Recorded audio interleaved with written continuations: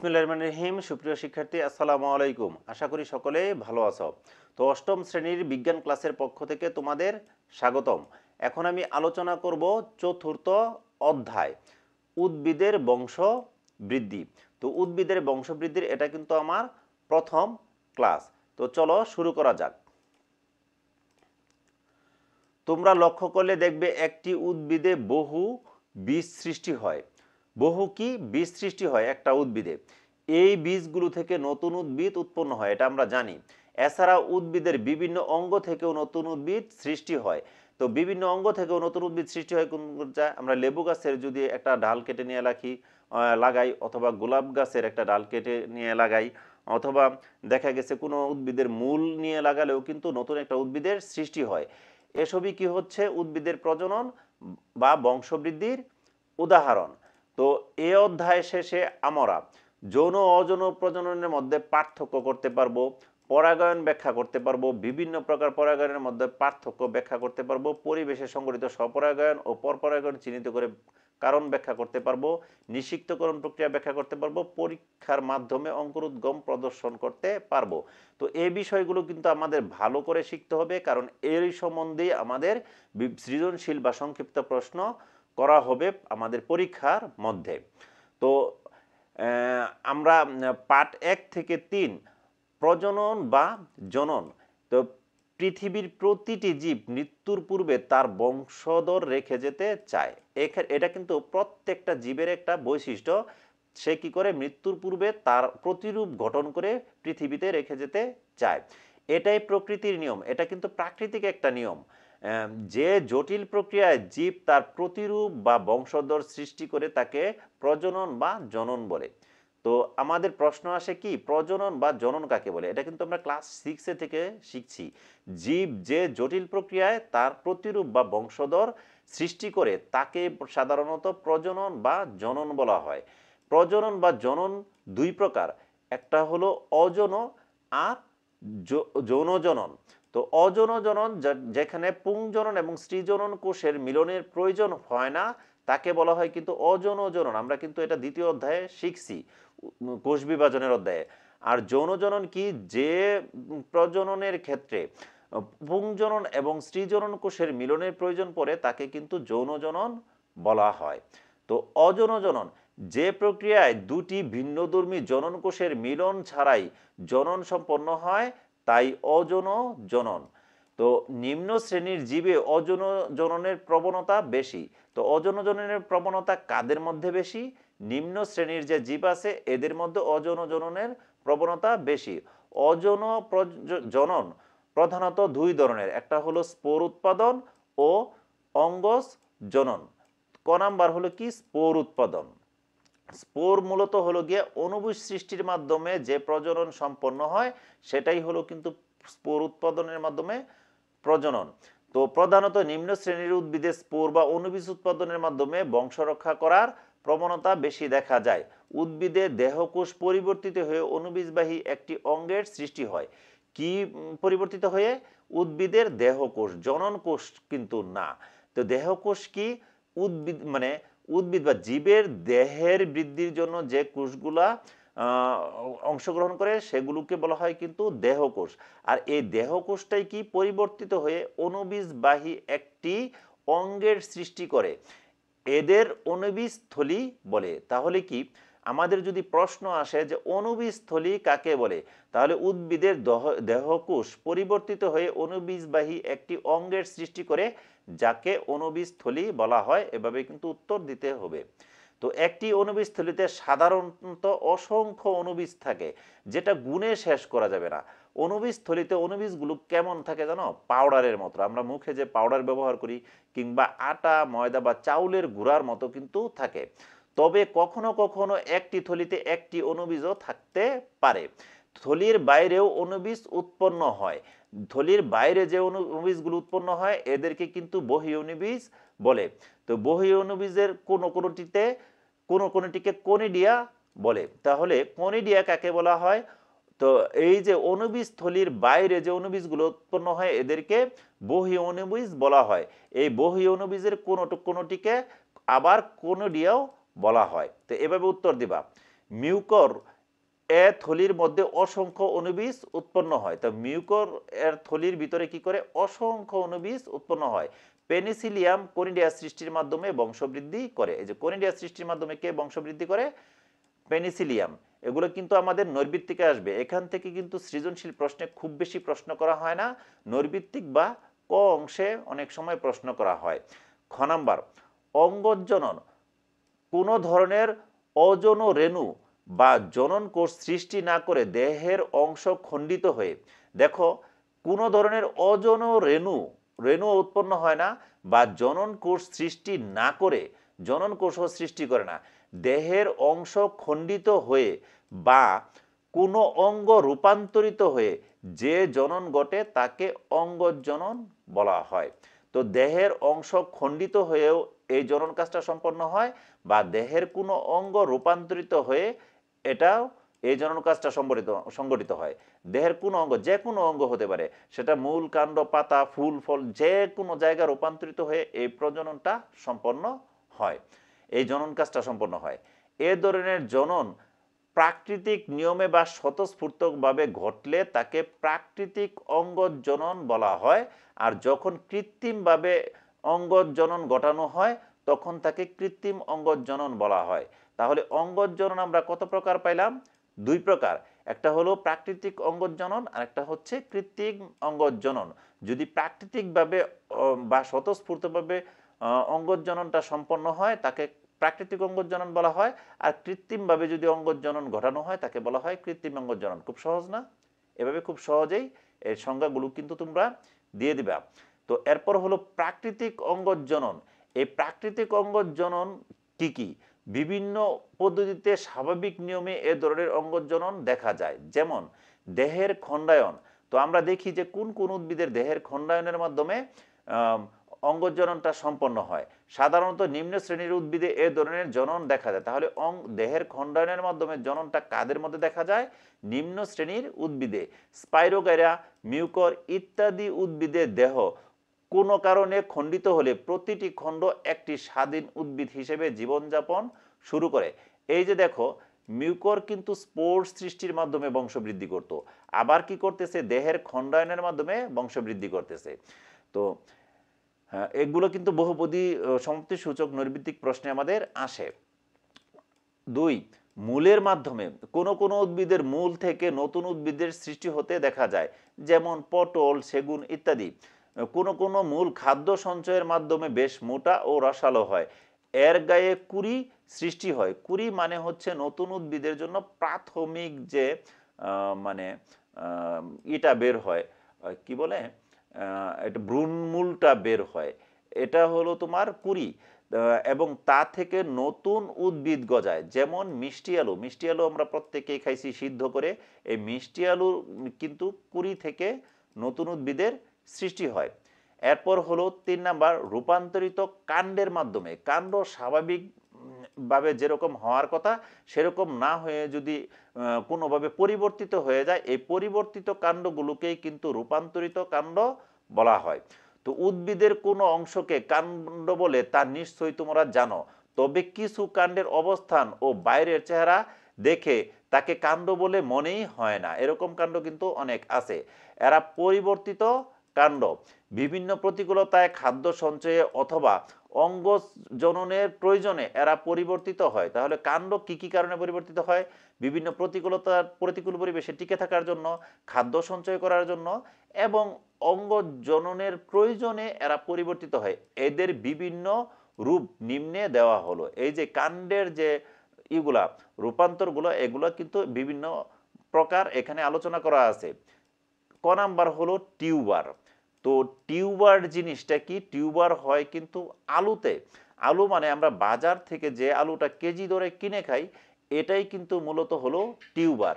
তো টিউবারের গায়ে দেখবা অসংখ্য ছোট ছোট চোখ আছে। কিছু কিছু উদ্ভিদে মাটির নিচের শাখার অগ্রভাগ খাদ্য সঞ্চয়ের ফলে স্ফীত হয়ে কন্দের সৃষ্টি করে, এদের টিউবার বলে। তো টিউবার কাকে বলা হইতেছে? কিছু কিছু উদ্ভিদের মাটির নিচের শাখার অগ্রভাগ খাদ্য সঞ্চয়ের ফলে স্ফীত হয়ে যায়। স্ফীত মানে হচ্ছে মোটা হয়ে যাওয়া, এদেরকে বলা হচ্ছে টিউবার। ভবিষ্যতে এ সকল কন্দ জননের কাজ করে। কন্দের গায়ে ক্ষুদ্র ক্ষুদ্র গর্ত থাকে, এই গর্তগুলোকেই বলা হয় সাধারণত চোখ। এগুলো দেখতে চোখের মতো, তাই এদের চোখ বলা হয়। একটি চোখের মধ্যে একটি কুড়ি থাকে। আঁশের মতো অসবুজ পাতার শল্কপত্র কক্ষে এসব কুড়ি জন্মে। প্রতিটি চোখ থেকে একটি স্বাধীন উদ্ভিদের জন্ম হয়, যেমন আলু। তো এখানে কিন্তু শল্কপত্র কি, বর্তমান 7-এর সিলেবাসে কিন্তু এগুলো সব আলোচনা আছে। এই জন্য এগুলো ডিটেল আলোচনা করা যায় না, তারপরে বলতেছি। শল্কপত্র হলো কিছু কিছু উদ্ভিদের যে, মানে এই যে এখানে বলা হচ্ছে না যে চোখ, এই যে ছোট ছোট গর্ত থাকে, গর্তের এখানে চোখ থাকে, চোখের উপরে একটা পাতার মতো আবরণ থাকে। এই আবরণটা থাকে মূলত রসালো পাতার আবরণ। এই পাতাগুলোকে মূলত শল্কপত্র বলা হয়। আমরা যে পেঁয়াজ খাই, রসুন খাই, এগুলো কিন্তু শল্কপত্র, তো এগুলো কিন্তু রসালো থাকে। এরপর হচ্ছে রাইজোম। এরা মাটির নিচে ভূমির সমান্তরালে অবস্থান করে, ভূমির সাথে সমান্তরালে অবস্থান করে, খাড়াখাড়িভাবে অবস্থান করে, কিন্তু এরকম আড়াআড়িভাবে কিন্তু অবস্থান করে না। কাণ্ডের মতো এদের পর্বসন্ধি স্পষ্ট। একটা কাণ্ডে যেরকম পর্ব দেখা যায়, মানে এই যে যদি এটাকে একটা বাঁশ চিন্তা করা হয়, এরকম একটা গিঁট থাকে, এরকম একটা গিঁট থাকে, এই প্রত্যেকটা গিঁটকে বলা হয় কিন্তু পর্ব। আর এই দুইটা গিঁটের মধ্যবর্তী যে অংশ, এটাকে বলা হয় কিন্তু পর্ব মধ্য। তো এগুলোতে কিন্তু পর্ব এবং পর্ব মধ্য স্পষ্ট। যেমন দেখো, আদাতে কিন্তু পর্ব এবং পর্ব মধ্য স্পষ্ট দেখা যায়। এরকম আছে হলুদ, এই হলুদেও কিন্তু, কাঁচা হলুদ যদি আমরা দেখি, এই হলুদগুলোতেও পর্ব এবং পর্ব মধ্য স্পষ্ট।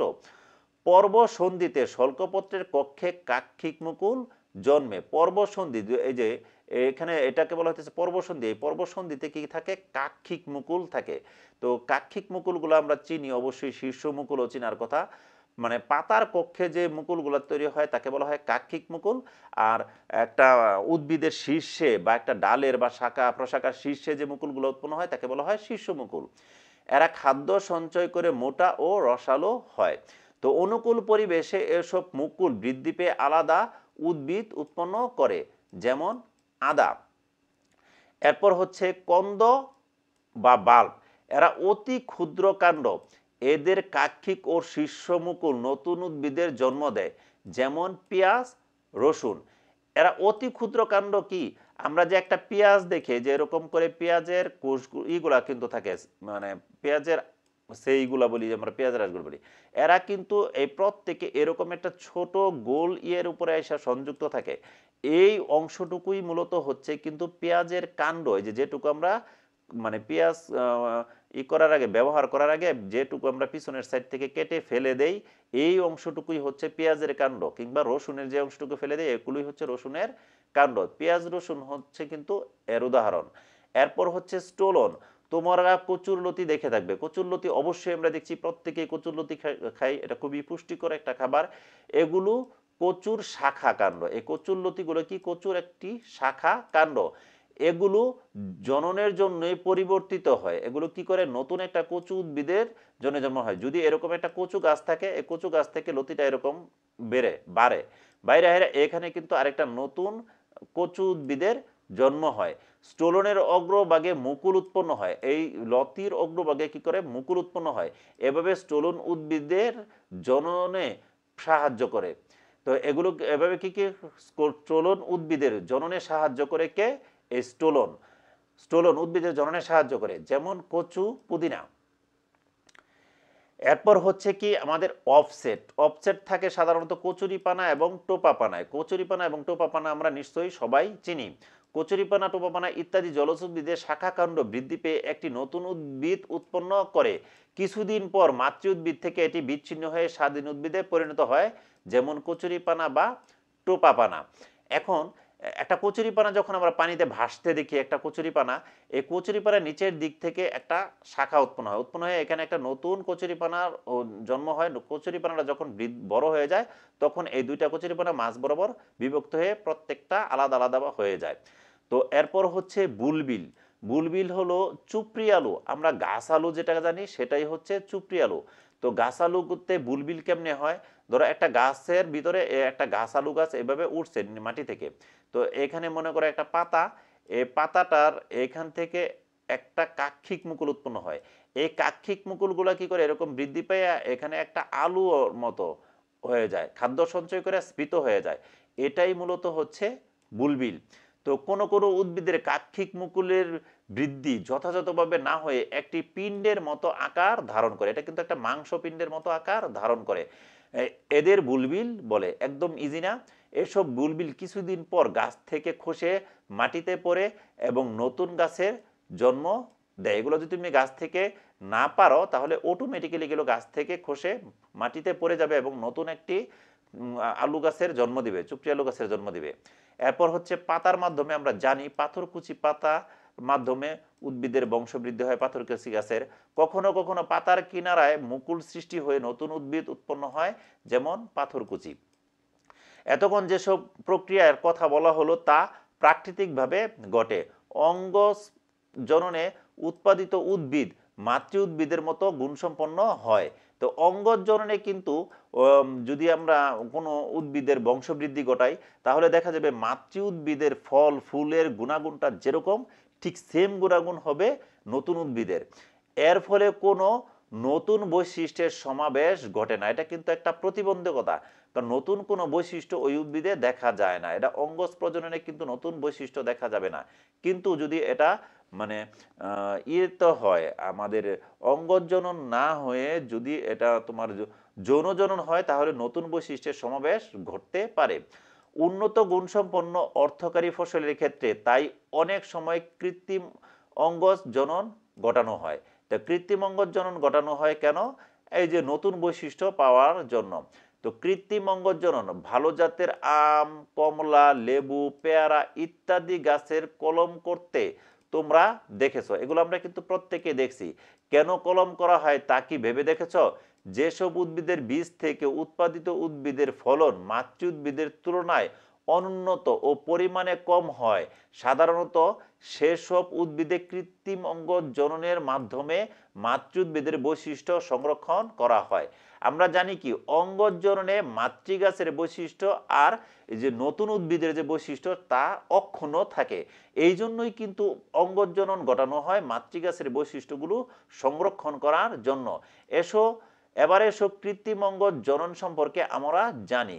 কলম, যাকে ইংরেজিতে গ্রাফটিং বলা হয়, কলম করার জন্য প্রথমে একটি সুস্থ গাছের কচি ও সতেজ শাখা বা সায়ান নির্বাচন করতে হয়। শাখা বা সায়ান আমরা নির্বাচন করব। উপযুক্ত স্থানে বাকল সামান্য কেটে নিতে হবে। বাকলটা কি করব? সামান্য কেটে নেব। মনে করো একটা ডাল নিলাম, কচি ডাল, এখান থেকে বাকলটা সামান্য আমরা এরকম কেটে নিলাম, সামান্য এরকম কেটে নেব। এবার ওই ক্ষত স্থানটি মাটি ও গোবর মিশিয়ে ভালোভাবে আবৃত করে দিতে হবে। মাটি এবং গোবর মিশিয়ে এটা খুব ভালোভাবে আমরা এভাবে আবৃত করে দেব।